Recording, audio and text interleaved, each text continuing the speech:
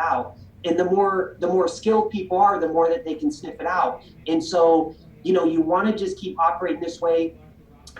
Pour into your clients, pour into your investors. And I wanted to ask you, Thatch, can you share, if you have a minute, in addition to the great stuff you shared already, bro, can you share, hey, can I buy your car you're selling for 10 grand? Hey, I had to ask. Yeah, I mean, hey, it's always good to ask, right? 10 grand down. Yeah, 10 grand a month. Yeah, 10 grand a month, exactly. That's how much they cost to rent those damn thing for a month. Yeah, and so, but really, sharing with them this stuff. Can you share with them as well, while we have a few minutes here? Can you share with them also, you share with them, the law of contribution, the gift.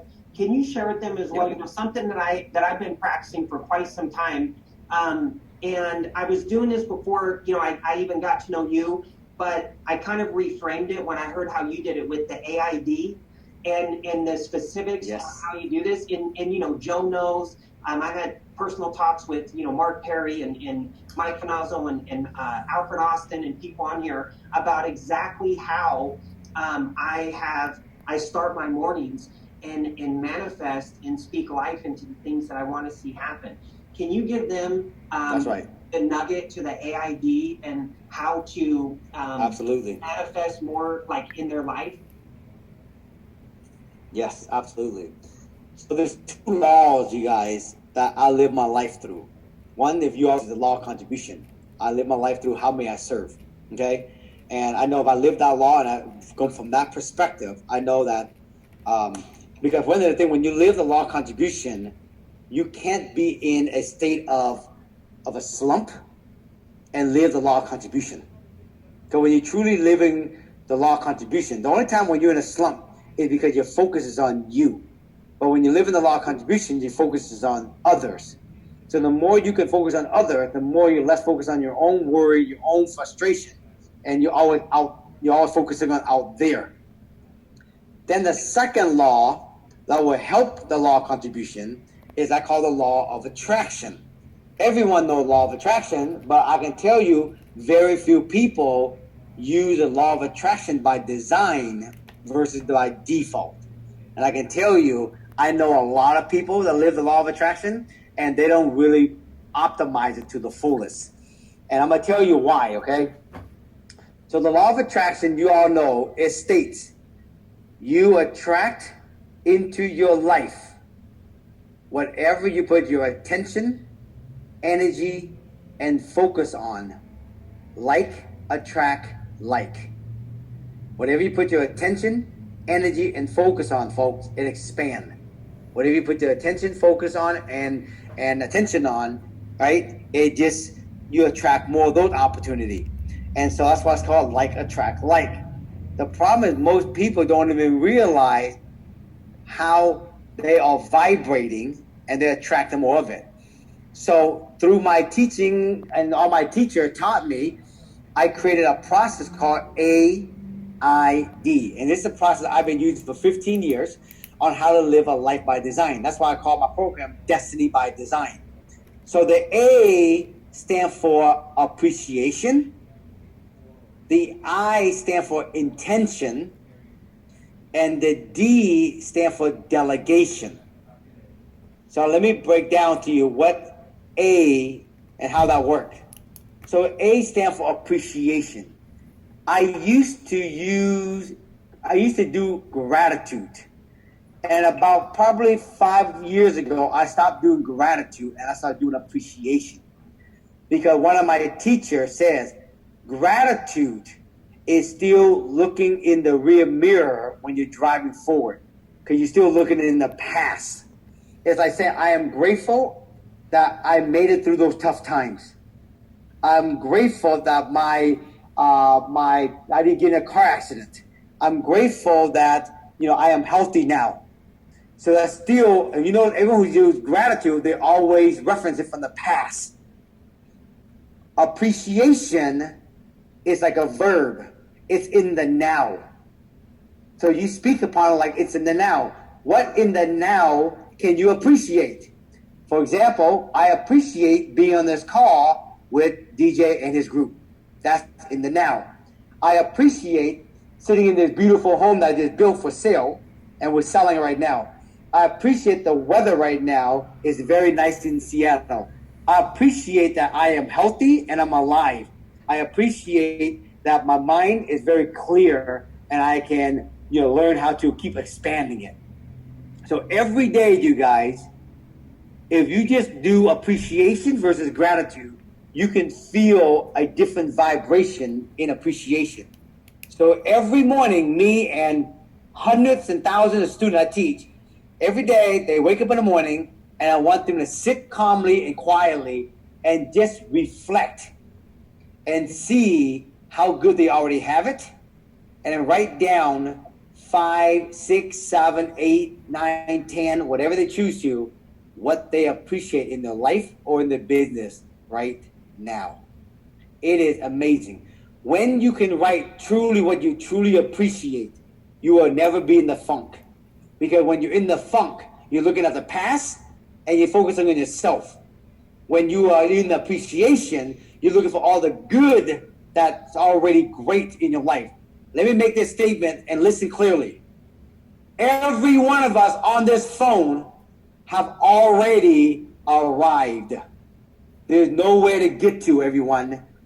You and I have already arrived. So when you can see your life has already arrived, you can really appreciate it. I'll give you an example. Will turn you every single time. I got a friend of mine who I'm mentoring. His wife just had their baby, and the baby came out and had been in surgery 6 times. Believe me, I wouldn't trade my shit for anything. So when I tell you guys, you ain't sick, you ain't fighting for cancer, you ain't lost an eye, you ain't got diabetes, you ain't got high cholesterol, you got it good. There's many things you can appreciate every single day. People don't practice every day looking and see how good they already have it and appreciate it. After they're at the appreciation, they should feel like life is already complete. I don't need no more. Then the second thing is the I. The I stands for intention. But I use the intention as a different word versus I'm intending something. That's not how I use intention here. Intention here, what I teach people is, how do you want to feel today? If you had to choose, how do you choose to feel? Because if you look at intention, it is how you want to feel. It's a feeling. So here's the thing about law of attraction. Law of attraction don't really care what you say.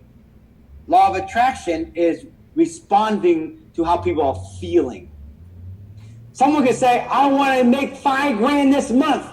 But their feeling is, I'm desperate. I need money. So what they're really vibrating is desperation. And law of attraction said, oh, I hear it more louder that you're vibrating desperation versus the 5,000. I just give you more of that. So every day my students have to be present to how they're feeling. If they're feeling crappy, they're feeling fearful, then they have to go, today I choose calm. Today I choose power. Today I choose flow. Today I choose joy. Today I choose peace of mind. The fact that if you can choose it, folks, you can change your energy. So every day they write down what they choose and how they want to feel.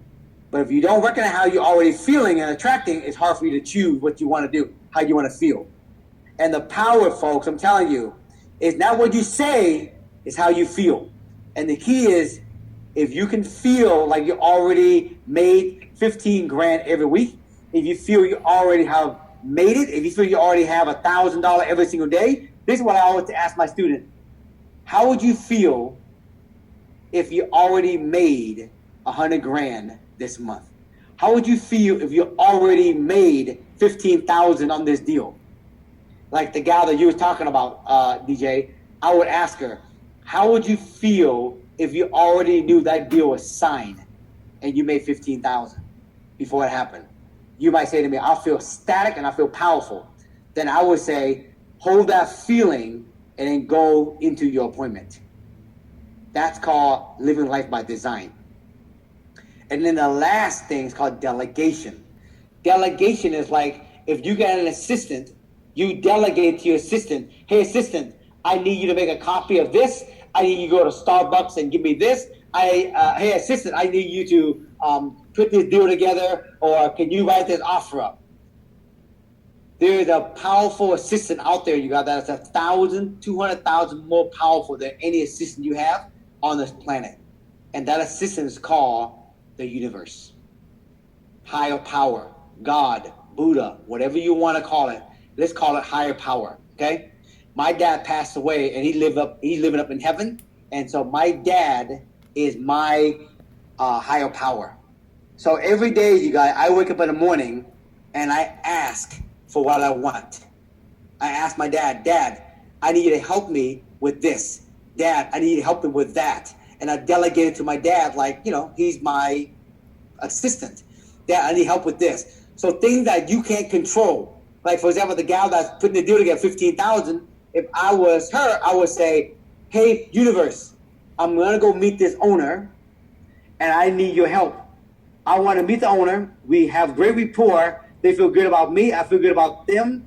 And they sign the contract with ease. That's called asking, you guys, in advance before you go out into the world. I call all this work pre-paving. So every day I write down. So this morning I wrote down, Dad, I need your help. I got this big seminar coming next week, and I want to pack the house. And I want some miracle to happen out of this event. And I always end it with, or something better. Show me something better. I got this deal right now I'm buying. It's a 10-unit site with 10 townhouse. And the owner's out of town. When she get back, she can say she's going to sign it. So I say to my dad, hey, Dad, when the lady get back, can you help me get the offer signed for $1.3 million with no problem, with ease and quickness, or something better? So every day, you guys, I write down what I want every day. And I'll tell you, most people don't realize bitching, worrying, doubting, complaining is all asking. And unfortunately, that's what most people are asking every single day. So I teach my kids, you guys, every day. They wake up, they're 11 and 9. They have a journal, DJ. Every day, I ask them to write down one thing they appreciate and one thing they ask from Grandpa.